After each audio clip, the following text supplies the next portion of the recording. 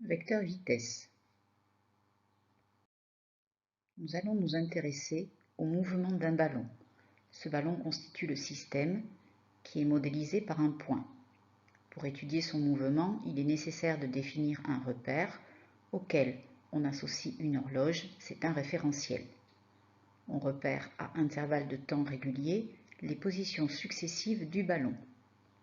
Au cours du mouvement, l'ensemble des positions occupées par le ballon est appelé trajectoire. Lorsque le système se déplace de la position M vers la position M', on définit le vecteur déplacement M', représenté par un segment fléché. Le vecteur vitesse moyenne est défini par le rapport du vecteur déplacement M', par la durée du parcours ΔT.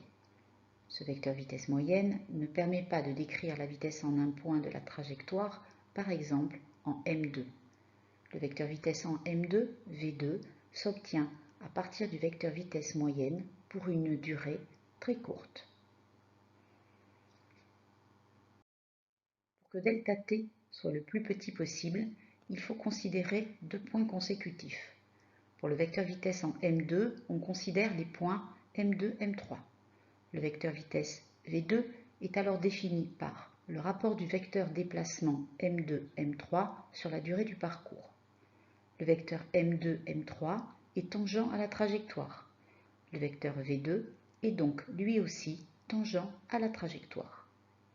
Plaçons-nous maintenant dans le cas simple d'un mouvement rectiligne. On repère toutes les 200 millisecondes les positions d'une voiture modélisée par le point M. L'ensemble des positions M1, M2, M3, M4, M5 et M6 sont alignées. On dit que le mouvement est rectiligne. Comment représenter le vecteur vitesse en un point, par exemple en M4? Calculons tout d'abord sa valeur. Cette valeur se calcule comme le rapport de la distance M4-M5 sur la durée du parcours. La longueur M4-M5 mesure 3 cm sur le dessin. À l'aide de l'échelle des longueurs fournies, M4-M5 vaut 3 mètres. La durée qui s'est écoulée entre M4 et M5 est égale à 200 millisecondes. On obtient alors V4 égale 3 mètres sur 200 fois 10 puissance moins 3 secondes, car il ne faut pas oublier de convertir taux en secondes pour avoir une vitesse en mètres par seconde. V4 est donc égal à 15 mètres par seconde. Pour tracer ce vecteur vitesse, déterminons ses autres caractéristiques. Son origine est le point M4. Il est dirigé suivant la tangente à la trajectoire et est orienté dans le sens du mouvement, c'est-à-dire de M4 vers M5. Sa valeur est celle calculée précédemment, soit 15 mètres par seconde.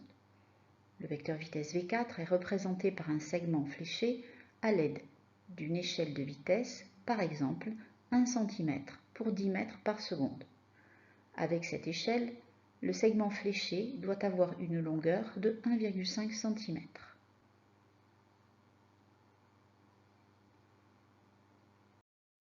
Si au cours du mouvement, la valeur de la vitesse augmente, le mouvement est dit accéléré.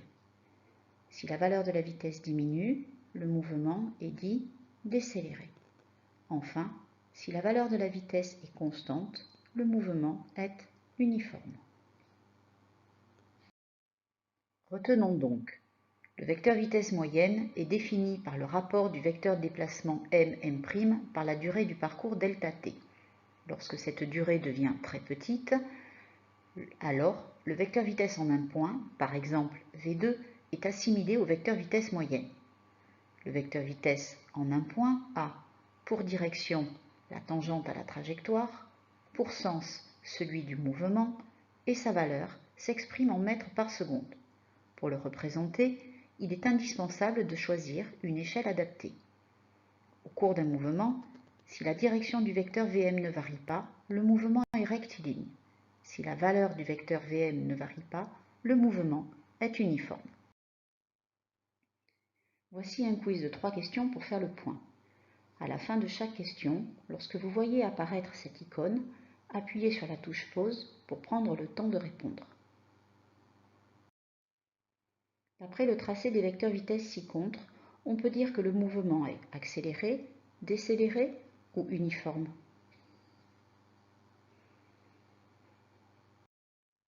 La bonne réponse est la A. On observe sur cette représentation que la longueur du segment fléché est de plus en plus grand. Choisir la bonne réponse. Parmi les 3 vecteurs dessinés ci-dessous, quel est celui qui représente le vecteur vitesse en M1?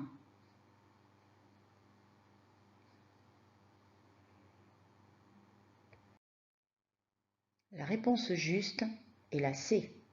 En effet, le vecteur part du point M1, il est tangent à la trajectoire et a le sens du mouvement. Choisir la bonne réponse. On a représenté les vecteurs vitesse en différents points de la trajectoire d'une balle. La vitesse moyenne au cours d'une chute de 60 mètres en 3 secondes est telle que la valeur de la vitesse moyenne est égale, supérieure ou inférieure à la valeur du vecteur vitesse au point M5.